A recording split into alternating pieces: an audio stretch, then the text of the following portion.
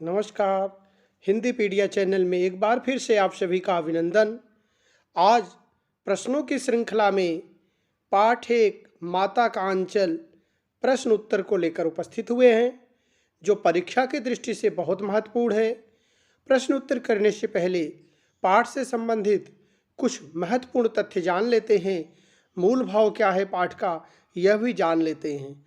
प्रस्तुत पाठ शिवपूजन सहाय के बालपन को दर्शाती हुई एक कहानी है। इस कहानी के माध्यम से लेखक शिवपूजन सहाय ने ग्रामीण जीवन का बहुत ही सुंदर चित्रण किया है। यह कहानी लेखक और उसके माता पिता के प्रति प्रेम पर आधारित कहानी है। माँ बच्चे की जन्मदाता होती है, पालन पोषण करती है। स्वाभाविक रूप से बच्चा माँ से अधिक लगाव रखता है। इसलिए प्रस्तुत पाठ में बच्चों का अपने पिता से अधिक लगाव होने पर भी वह विपदा के समय पिता के पास न जाकर माँ की शरण लेता है। बच्चा मुसीबत पड़ने पर माँ की शरण लेता है। भले ही बच्चे का लगाव पिता से अधिक है, लेकिन विपदा के समय माँ की शरण ही लेता है। इस तरह से प्रश्न अभ्यास पर चलते हैं। पहला प्रश्न है, प्रस्तुत पाठ के आधार पर यह कहा जा सकता है कि बच्चे का अपने पिता से अधिक जुड़ाव था, फिर भी विपदा के समय वह पिता के पास न जाकर माँ की शरण लेता है। आपकी समझ से इसकी क्या वजह हो सकती है?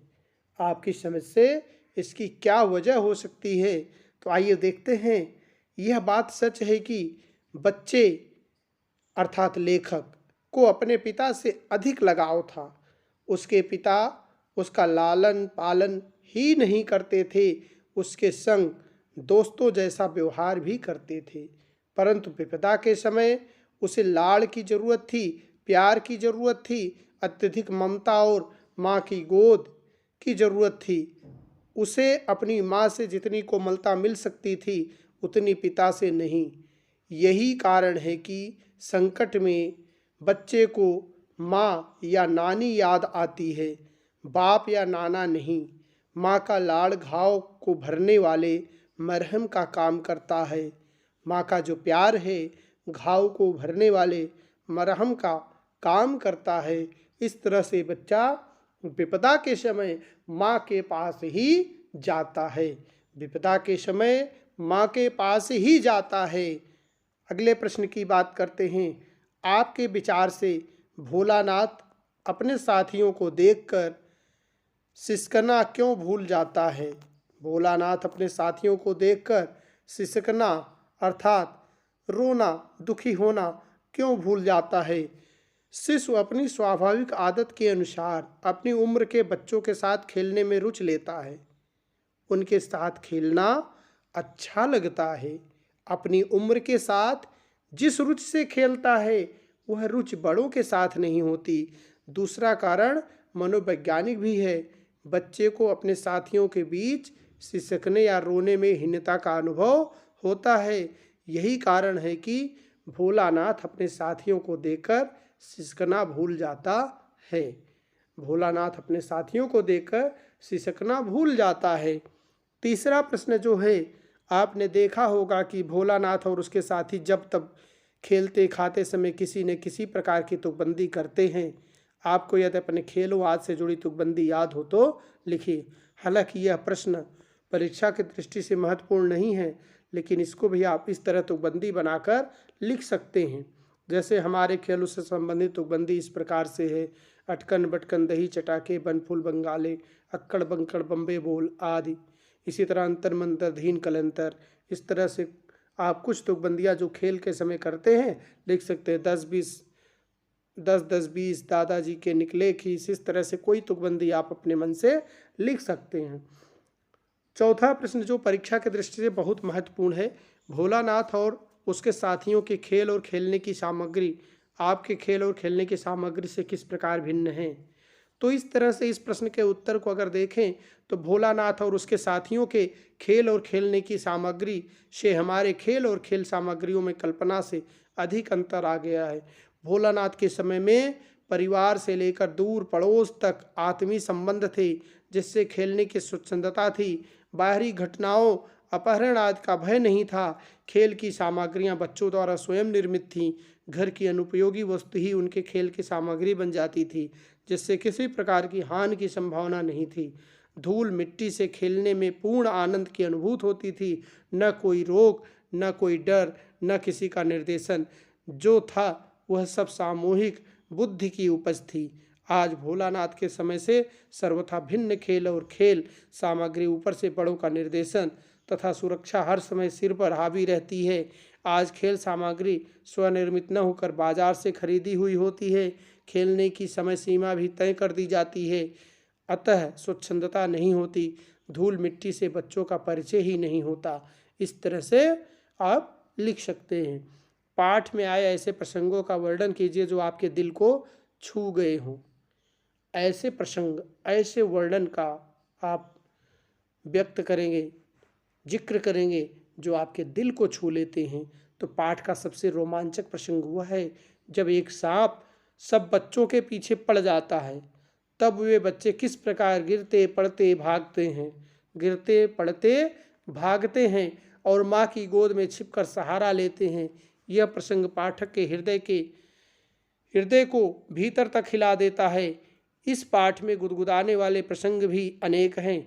विशेष रूप से बच्चे पिता का मित्रतापूर्वक बच्चों के खेल में शामिल होना मन को छू लेता है। जैसे बच्चे भोज, शादी या खेती का खेल खेलते हैं, बच्चे का पिता बच्चा बनकर उसमें शामिल हो जाता है। पिता का इस प्रकार का बच्चा बन जाना बहुत सुखद अनुभव है, बहुत सुखद अनुभव है, जो सभी पाठकों को गुदगुदा देता है, अर्थात प्रसन्न कर देता है। छठा प्रश्न जो है, इस उपन्यास के अंश में 30 के दशक की ग्राम संस्कृति का चित्रण है। आंचलिक ग्रामीण संस्कृति का चित्रण है। आज की ग्रामीण संस्कृति में आपको किस तरह के परिवर्तन दिखाई देते हैं? आज की ग्रामीण संस्कृति को देखकर और इस उपन्यास के अंश को पढ़कर ऐसा लगता है कि कैसी अच्छी रही होगी वह समूह संस्कृति जो आत्मीय स्नेह और समूह में रहने का बोध कराती थी। आज ऐसे दृश्य दिखाई नहीं देते। पुरुषों की सामूहिक कार्य प्रणाली भी समाप्त हो गई है, अतः ग्रामीण संस्कृति में आए परिवर्तन के कारण वे दृश्य नहीं दिखाई देते जो 30 के दशक में रहे होंगे। आज घर सिमट गए हैं, घरों के आगे चबूतरों का प्रचलन समाप्त हो गया है। आज परिवारों में एकल संस्कृति ने जन्म ले लिया है, जिससे समूह में बच्चे अब कम दिखाई देने लगे हैं। आज बच्चों के खेलने की सामग्री और खेल कूद बदल चुके हैं। खेल खर्चीले हो गए हैं। जो परिवार खर्च नहीं कर पाते हैं वे बच्चों को हीन भावना से बचाने के लिए समूह में जाने से रोकते हैं। आज की नई संस्कृति बच्चों को धूल मिट्टी से बचाना चाहती है। घरों के बाहर पर्याप्त मैदान भी नहीं रहे। लोग स्वयं डिब्बों जैसे घरों में रहने लगे हैं। यहाँ लेखक के कहने का मतलब डिब्बों जैसे घरों में अर्थात 1 या 2 कमरों में जीवन बिता लेना, 1 या 2 कमरों में जीवन बिता लेना, इस तरह से डब्बे जैसे घरों को कहा गया है। अब खुले आंगन नहीं है, बड़े बड़े आंगन नहीं, अहाते नहीं हैं, बाग बगीचे नहीं है। इस तरह से बच्चों को एक सीमित दायरे में रहकर जीना पड़ता है। पाठ पढ़ते पढ़ते आपको भी अपने माता पिता का प्यार याद आ रहा होगा। अपनी इन भावनाओं को डायरी में अंकित कीजिए। दुलार और प्यार जो होता है वह कैसे था?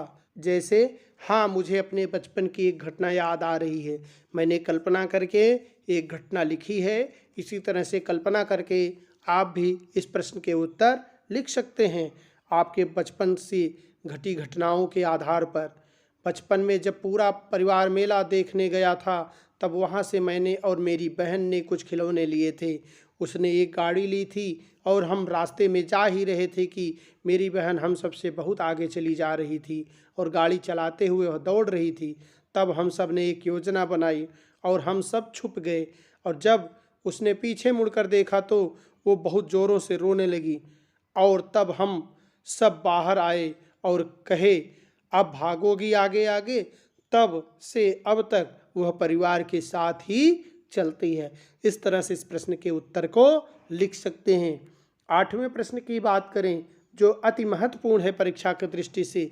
यह माता पिता का बच्चे के प्रति जो वात्सल्य व्यक्त हुआ है, प्रेम व्यक्त हुआ है, 8वां प्रश्न जो परीक्षा की दृष्टि से अति महत्वपूर्ण है, उसे अपने शब्दों में लिखिए। माता पिता या बच्चे के प्रति जो वात्सल्य व्यक्त हुआ है, यहाँ माता पिता और बच्चे के प्रति जो वात्सल्य व्यक्त हुआ है उसे अपने शब्दों में लिखिए। तो पिता का अपने साथ शिशु को नहला धुला कर पूजा में बैठाना, माथे पर तिलक लगाना, फिर कंधे पर बैठाकर गंगा तक ले जाना और लौटते समय पेड़ पर बैठाकर झूला झूलाना कितना मनोहारी दृश्य उत्पन्न करता होगा। पिता के साथ कुश्ती लड़ना, बच्चे के गालों का चुम्मा लेना, बच्चे के द्वारा मूछें पकड़ने पर बनावटी रोना रोने का नाटक और शिशु को हंस पड़ना अत्यंत जीवंत लगता है। माँ के द्वारा गोरस दूध भात दही भात आदि, तोता मैना आदि के नाम पर खिलाना, उबटना, शिशु का श्रृंगार करना, शिशु का श्रृंगार करना, शिशु का सिसकना, बच्चों की टोली को देख सिसकना, बंद कर विविध प्रकार के खेल खेलना, मूसन तिवारी को चिढ़ाना आदि अद्भुत दृश्य उकेरे गए हैं। ये सभी दृश्य अपने शैशव की याद दिलाते हैं। इस तरह से इस प्रश्न के उत्तर को भी लिख सकते हैं। माता का आंचल शीर्षक की उपयुक्तता बताते हुए कोई अन्य शीर्षक सुझाइए। इस पाठ के लिए माता का आंचल शीर्षक उपयुक्त नहीं है। इसमें लेखक के शैशव के 3 विशेषताओं का वर्णन हुआ है।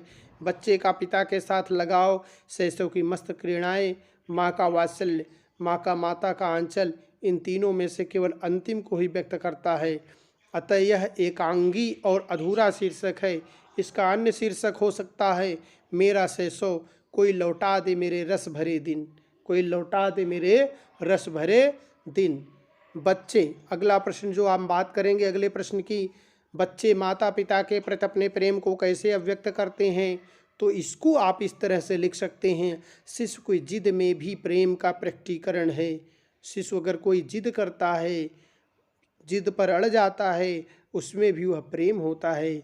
शिशु और माता पिता के सानिध्य में यह स्पष्ट करना कठिन होता है कि माता पिता का स्नेह शिशु के प्रति है या शिशु का माता पिता के प्रति, दोनों एक ही प्रेम के संपूरक होते हैं। शिशु की मुस्कुराहट, शिशु को उनकी गोद में जाने की ललक, उनके साथ विविध क्रीड़ाएँ करके अपने प्रेम प्रकटीकरण करते हैं। माता पिता की गोद में जाने के लिए मचलना उसका प्रेम ही होता है, बच्चे का प्रेम ही होता है। इस प्रकार माता पिता के प्रति शिशु के प्रेम को शब्दों में व्यक्त करना कठिन होता है।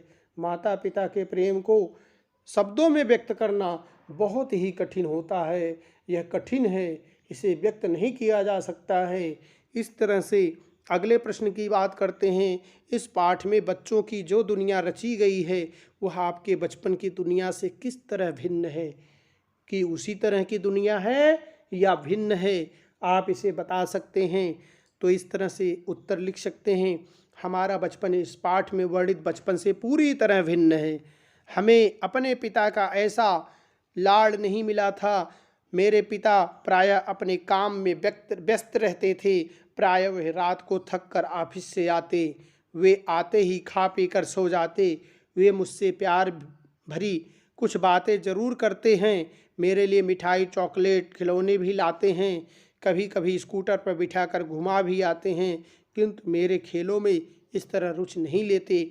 वे हमें नंग धड़ंग तो रहने की इजाज़त नहीं देते। उन्हें मानो मुझे कपड़े से ढकने और सजाने का बेहद शौक़ है। मुझे बचपन में एप्पल सी कैट रटाई गई, ए से एप्पल और सी से कैट, बी से बॉल रटाई गई। हर किसी को नमस्ते करनी सिखाई गई। 2-2.5 साल की उम्र में मुझे स्कूल भेजने का प्रबंध किया गया। 3 साल के बाद मेरे जीवन से मस्ती गायब हो गई। मुझे मेरी मैडम, स्कूल ड्रेस और स्कूल के काम की चिंता सताने लगी। तब से लेकर आज तक मैं 90% अंक लेने के चक्कर में अपनी मस्ती को अपने ही पाँव के नीचे रोता चला आ रहा हूँ। मुझे हो हुल्लड़ करने का तो कभी मौका ही नहीं मिला। शायद मेरा बचपन बुढ़ापे में आए, या शायद मैं अपने बच्चों या पोतों के साथ खेल कर इसे प्राप्त कर सकूं। इस तरह से इसको आप लिख सकते हैं। अगला प्रश्न जो है, फणीश्वरनाथ रेणु और नागार्जुन की आंचलिक रचनाओं को पढ़िए। तो इनकी आंचलिक रचनाएं जो हैं, फणीश्वरनाथ रेणु की आंचलिक रचना है मैला आंचल, पठनीय है, विद्यालय के पुस्तकालय से लेकर पढ़ सकते हैं। नागार्जुन का उपन्यास बलचनामा, इसको भी आप पुस्तकालय से लेकर पढ़ सकते हैं। आज की प्रश्नोत्तरी का यह वीडियो आपको कैसा लगा? आपको वीडियो अच्छा लगा हो तो चैनल को लाइक करें, सब्सक्राइब करें तथा दोस्तों में शेयर करें। आज के लिए इतना ही। जय हिंद, जय भारत।